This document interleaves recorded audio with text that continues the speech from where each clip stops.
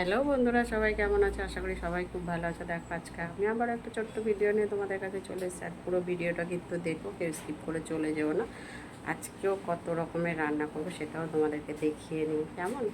আজকেও কিন্তু বাজারে যায়নি, তো চলো চটপট দেখে নাও।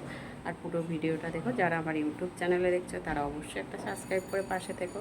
আর যারা আমার ফেসবুকে দেখছো তারা কিন্তু অবশ্যই একটা ফলো করে পাশে থেকো, কেমন? তো চলো চটপট দেখে নাও। দেখো, এটা হচ্ছে ধোকা, হচ্ছে ধোকাটা বানাবো এবারে। এখানে দিয়ে ধোকাটা বানিয়ে, আর এদিকে ধোকার সমস্ত কিছু, আর এদিকে দেখো কড়াই তেল দেওয়া হয়ে গেছে, আলু পটল সব কাটা হয়ে গেছে। দেখো ধোকাটা বেশ সুন্দর করে পিস পিস করে কেটেও নিয়েছি।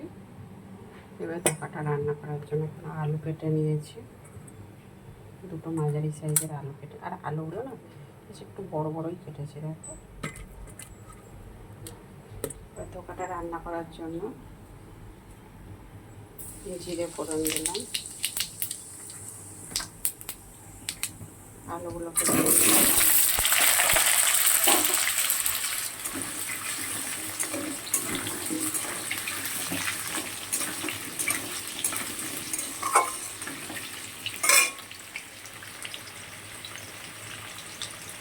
সামান্য একটু হলুদ, একটু নুন দিয়ে আলুটা ভেজে নিচ্ছি।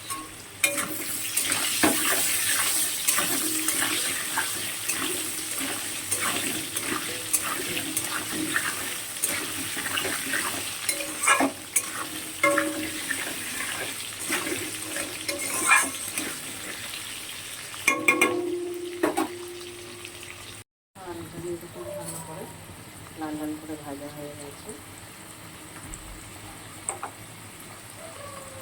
মশলা দিচ্ছি, দেখো এখানে আদা বাটা, জিরে বাটা, ধনে বাটা, কাঁচা লঙ্কা দিয়ে পেস্ট করে নিয়েছি।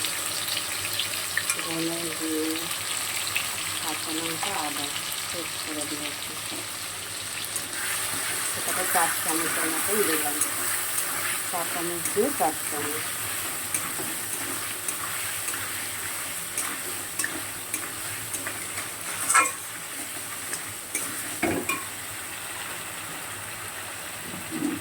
নুন দিয়ে দিচ্ছি পরিমাণ মতন।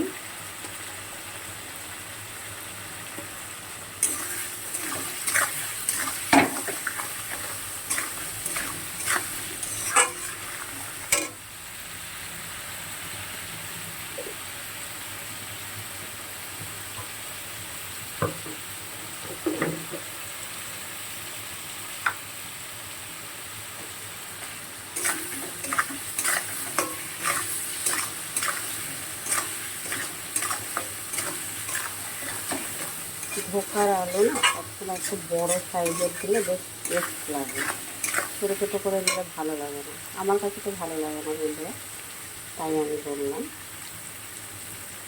হলুদ দিয়ে দিলাম পরিমাণ মতন, লঙ্কার গুঁড়ো একদম সামান্য দিলাম, যেহেতু কাঁচা লঙ্কা বাটা দিয়েছি। এবার মিক্সি ধুয়ে বাটিতে একটু জলটা হয়েছে সেটা দিয়ে দিলাম।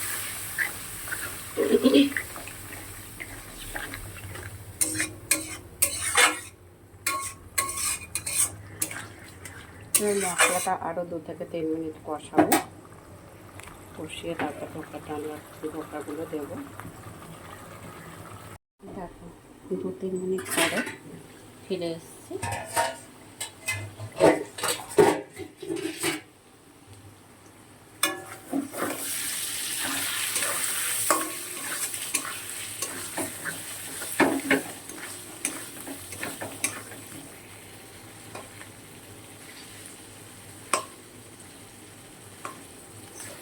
আলুটা প্রায় সিদ্ধ হয়ে গেছে, আর একটু বাকি আছে।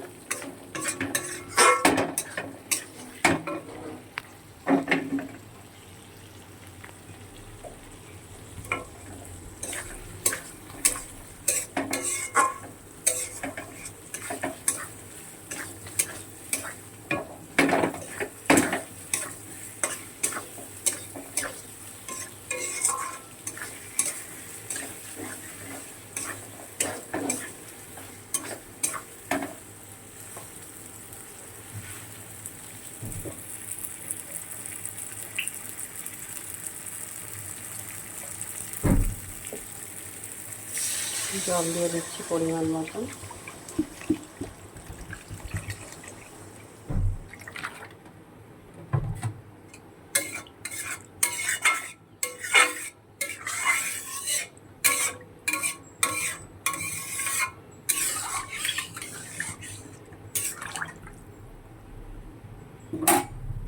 এবার একটু ফুটে উঠলে তারপর ধোকাগুলো দেবো। তরকারিটা ফুটে উঠেছে বেশ ভালো করে।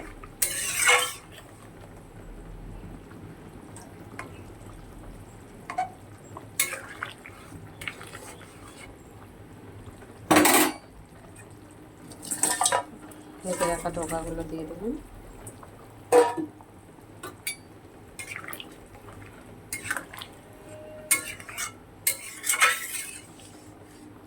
এবার কিছু সময় ঢেকে দেব।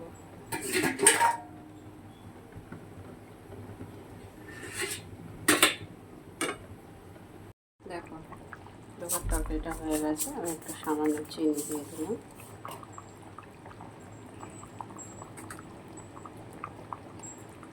একটু গরম মশলার গুঁড়ো দিয়ে দিলাম।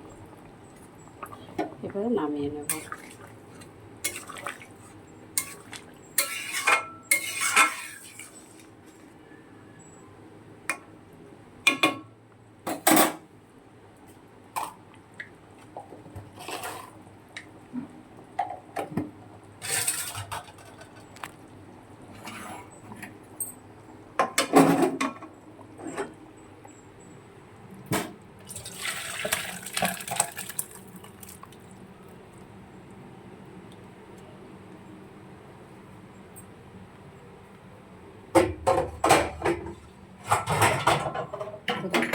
দোকানটা আমার রান্না হয়ে গেছে।